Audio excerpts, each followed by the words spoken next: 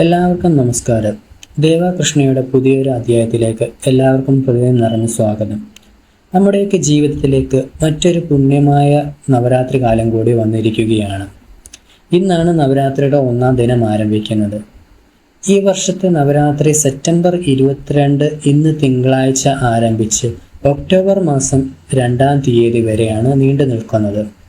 അതായത് 9 ദിനങ്ങൾക്ക് പുറമെ ഏകദേശം 11 ദിനങ്ങളാണ് ഉള്ളത്. ഈ ദിവസങ്ങളിൽ നമ്മുടെ ഓരോരുത്തരുടെയും ഭവനങ്ങളിൽ നമ്മെ അനുഗ്രഹിക്കാനായി ഭഗവതി എത്തുന്ന പുണ്യമുഹൂർത്തങ്ങളാണിവ. വിളക്ക് വെക്കുന്ന ഇടങ്ങളിൽ ഭഗവതിയുടെ സാന്നിധ്യം നിറഞ്ഞു നിൽക്കുന്ന ദിവസങ്ങളാണ് ഈ 11 ദിനങ്ങളെന്ന്. അതുകൊണ്ട് തന്നെ ഒരു സാഹചര്യത്തിലും അറിഞ്ഞോ അറിയാതെയോ ഞാൻ ഈ പറയാൻ പോകുന്ന പിഴവുകൾ ആരും ഭവനത്തിൽ വരുത്തരുത്. ജീവിതത്തിൽ ഇതിനേക്കാൾ വലിയൊരു ദോഷം സംഭവിക്കാനില്ല.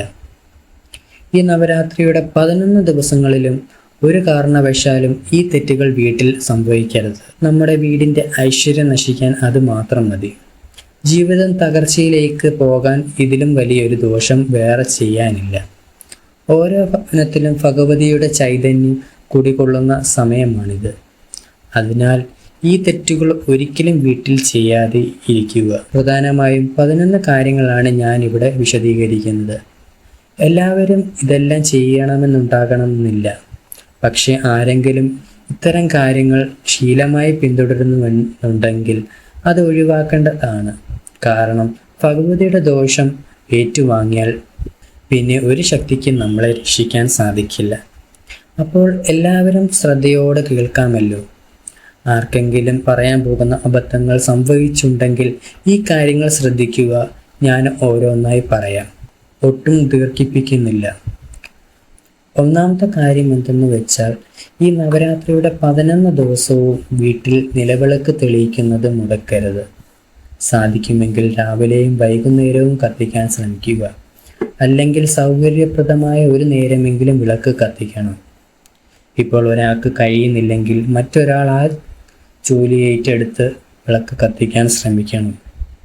രണ്ടാമത്തെ കാര്യം എന്തെന്ന് വെച്ചാൽ, നമ്മളുടെ വീട്ടിലെ തുളസിത്തൈ പിഴുത് മറ്റൊരാൾക്ക് ദാനമായി നൽകരുത്. ഇത് വീട്ടിലെ ഐശ്വര്യത്തെ നഷ്ടപ്പെടുത്തുമെന്നാണ് വിശ്വാസം. മൂന്നാമത്തെ കാര്യം എന്തെന്ന് വെച്ചാൽ, ഈ ദിവസങ്ങളിൽ പ്രത്യേകിച്ച് സന്ധ്യയ്ക്ക് ശേഷം നഖവും മുടിയും മുറിക്കുന്നത് നമ്മൾ ഒഴിവാക്കുക. പരമാവധി അതൊക്കെ രാവിലെ തന്നെ ചെയ്യാൻ ശ്രമിക്കുക. സന്ധ്യയ്ക്ക് ശേഷം ഒരിക്കലും ഇതൊന്നും ചെയ്യാതിരിക്കാൻ ശ്രമിക്കുക. നാലാമത്തെ കാര്യം എന്തെന്ന് വെച്ചാൽ, കീറിയ വസ്ത്രങ്ങൾ ധരിക്കുന്നത് ഒഴിവാക്കുക. എപ്പോഴും കഴുകി വൃത്തിയാക്കിയ വസ്ത്രങ്ങൾ ധരിക്കാൻ ശ്രമിക്കുക. അഞ്ചാമത്തെ കാര്യം എന്തെന്ന് വെച്ചാൽ, നമ്മളുടെ വീട്ടിലെ അരി, മഞ്ഞൾ, ഉപ്പ് ഈ 3 വസ്തുക്കൾ ഒരിക്കലും നമ്മൾ സൂക്ഷിച്ചു വെക്കുന്ന പാത്രം ഒരിക്കലും പൂർണ്ണമായി കാലിയാകാൻ അനുവദിക്കരുത്. അത് തീരുന്നതിന് മുമ്പ് തന്നെ പുതിയത് വാങ്ങി നിറയ്ക്കുക. അതുപോലെ തന്നെ അരിപ്പാത്രം എപ്പോഴും വൃത്തിയായി സൂക്ഷിക്കുക. അതിനെ നല്ല ഐശ്വര്യത്തോടു കൂടി തന്നെ വൃത്തിയായി അല്പം ചന്ദനമൊക്കെ തൊട്ട് ഒരു ദൈവികതത്വം കൊണ്ടുവരാനായി ശ്രമിക്കുക.